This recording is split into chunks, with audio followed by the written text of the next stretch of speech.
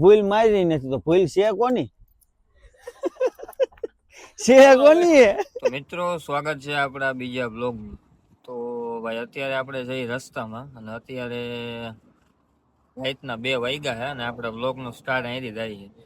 તો બાપુ બધાને કહી દો ત્યારે ક્યાં જઈએ આપણે. તો મિત્રો અમે જઈ રહ્યા છીએ દ્વારકા, ભગવાન દ્વારકાધીશના દર્શને. અને અમે અહીંયા રસ્તામાં પહોંચી ગયા છીએ અને દ્વારકાધીશ હોટેલે સ્ટોપ કર્યો છે. ભાઈ અત્યારે ચા પાણી બધો નાસ્તો કરવા ઊભા થઈ. આજે જો આપણી સામે ગાડી પડી છે તો બધા ચા પીને ડાયરેક્ટ નીકળી જાય. આપણે સવારે 6 થાય તો દ્વારકા પૂગવાનું હોય. મિત્રો સવારના 6 વાગી ગયા છે અને હવે માનો ને 30 કિલોમીટર જેવા દૂર છે દ્વારકાથી. તો હવે સીધા દ્વારકા જઈને જ મળીએ. તો મિત્રો હજી દ્વારકાથી 15-20 કિલોમીટર છેટા થઈ. હજી અહીંયા એક જો આપણે સ્ટોપ લીધો હે. અહીંયા આવડમાનું મંદિર છે. જો ખાલી વ્યૂ ચેક કરો. તો અહીંયા આવડમાનું મંદિર છે. તો ભેરા ભેરા એના દર્શન કરતા જઈએ પછી પાછા નીકળી જાય દ્વારકા બાજુ. તો જો બાકી જમાવટ વાળું છે આમ બધું. ત્યાં સામે મંદિર છે આવડ માતાજીનું. બાકી એમ માનો એ વ્યૂ ચેક કરો આમ બધી કોઈ જોવો ખાલી. બાપુ બતાવો તો આમ બધી કોઈ. તો ભાઈ લોકેશન એક નંબર છે. જો દ્વારકા આવો તો મિત્રો લોકેશન ને બધું એક નંબર છે. જો દ્વારકા આવો તો રસ્તામાં અહીંથી 15-20 કિલોમીટર જેટલું આવડ માતાજીનું મંદિર આવે તો જરૂર અહીંયા દર્શન કરીને બધાય જાજો. તો મિત્રો દર્શન કરીને પાછા નીકળી ગયા છે. તો હવે બાપુ સીધું નોન સ્ટોપ જવાનું હોય કે બાપુ સીધું નોન સ્ટોપ હવે દ્વારકા જવાનું હોય કે કઈ રોકાવાનું હોય? જય દ્વારકાથી. તો હાલો મિત્રો હવે પાછા નીકળી ગયા છે આવડ માતાજીના દર્શન કરીને. તો હવે અહીંથી સીધું આપણે જવાનું છે નોન સ્ટોપ દ્વારકા. તો ચાલો મળીએ હવે દ્વારકાધીશના ટેમ્પલ. મિત્રો ફાઇનલી દ્વારકા પૂગી ગયા છે. આ જોવો અહીંયા 4 વ્હીલ પાર્ક કરી દીધી. અમે જોવાય દ્વારકાધીશનું મંદિર.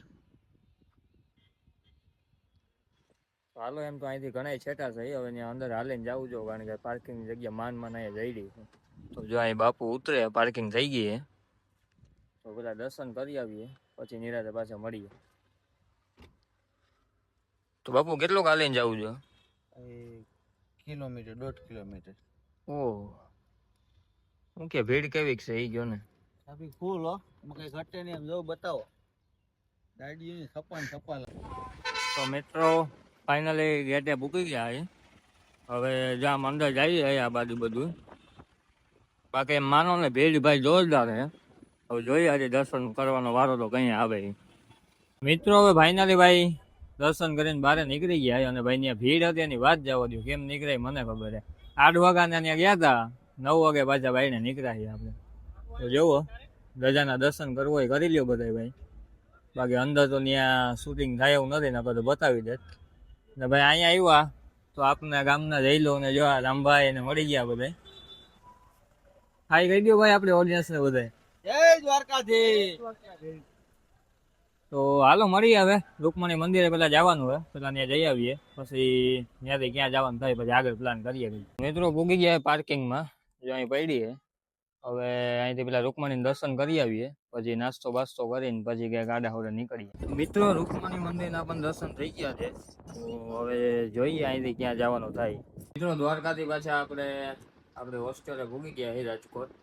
કાલ તો પછી ભાઈ દ્વારકાથી આવતા હતા નીંદર બહુ આવતી એટલે 4 વ્હીલમાં જ હોઈ ગયા હતા. એટલે કાંઈ બ્લોગ બનાવવાનો વેદ આવ્યો નથી. અત્યારે જો ઉઠ્યા છે. અત્યારે 5-5:30 વાગ્યા રોંધાના. અત્યારે જો આવા નાસ્તો કરવા બેઠા છે. જોવા ભાઈ આ ભાઈને કાયમી શું કહેવાય રોંઢે નાસ્તો ફરજિયાત કરવો પડે. તો ભાઈ કેવું હોય 2 શબ્દ?